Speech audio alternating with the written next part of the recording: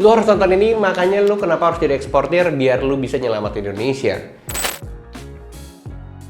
Eits, jadi sebenarnya itu bukan karena gue mau jualan aplikasi bisa ekspor, tapi emang karena setiap orang harus mulai paham yang namanya bisnis ekspor.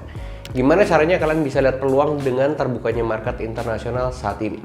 Di video kali ini gue bakalan bahas apakah ekspor akan terpengaruh karena resesi yang katanya menyeramkan di tahun 2023. Gue boleh bilang kondisi fear ini itu sama kayak waktu awal pandemi datang ke Indonesia di tahun 2020. Semua orang takut, terus semua orang di awal itu panik buying, mereka beli seluruh produk pangan, terus mereka stok. Alhasil apa? Selama tahun 2020 sampai 2021 akhir, daya beli semua menurun. Buktinya kita lihat di mall, semua sepi, dagangan sepi, semua orang merasakan bisnisnya lesu. Kalian mungkin ngerasain juga di saat itu. Kita juga berpikir kalau seluruh dunia melakukan hal yang sama. Artinya, buying power mereka menurun di seluruh dunia. Kenyataannya, ekspor saat itu malah mengalami peningkatan. Kalau di tahun 2020 katanya orang itu serem, malah kita itu surplus. Artinya, ekspor kita lebih tinggi daripada impor. Nilai ekspor kita sendiri aja 163,3 miliar US dollar dan impornya 141,6 miliar dolar. Malah di tahun 2019 yang aman-aman aja kita malah defisit. Artinya impor tinggi banget dibandingkan sama ekspor. Kok bisa sih di saat pandemi malah kita naik ekspornya bahkan untung?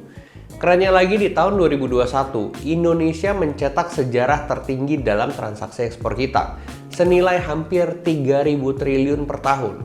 Jadi tahun 2021 Indonesia total ekspornya itu mencapai 231 miliar dolar yang sebelumnya tahun lalu 163 miliar US dollar. Ini naiknya tuh 41,8%, gila banget. Naiknya itu hampir 50% di saat pandemi.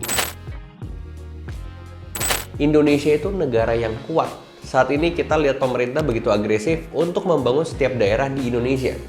Mungkin teman-teman tahu sampai ke daerah yang terkecil, ini menunjukkan bahwa sebenarnya yang buat Indonesia kuat adalah masing-masing daerah. Jadi setiap daerah harus udah bisa mandiri dan mereka bisa menghasilkan sesuatu lewat potensi daerahnya. Jadi ini yang penting nih. Kenapa Pak Presiden salurin dana desa? Mungkin teman-teman tahu ya dana desa. Supaya desa berkembang, desa bisa produktif, desa bisa menghasilkan dan bisa swasembada. Artinya kebutuhan produksi lokal udah menutupi kebutuhan hidup masyarakatnya. Kalau bahkan sampai berlebih, ini yang sebenarnya harusnya kita ekspor ke luar negeri. Jadi gini nih konsepnya ya gue jelasin. Petani lokal panen, kebutuhannya dikonsumsi masyarakat sekitar dulu. Terus penuh, terus didistribusi ke kota yang lebih besar. Udah didistribusi, masyarakatnya udah penuh dan cukup, bahkan masih berlebih nih produksinya. Ini yang kita baru ekspor. Banyak banget kok produk yang oversupply kayak gini. Terus keuntungannya buat kita apa? Apa hubungannya sama ekspor? Jadi gini. Gak ada di dunia negara kayak Indonesia itu gak ada. Indonesia itu cuma satu-satunya negara yang punya sumber daya alam berlimpah. Semuanya kita punya.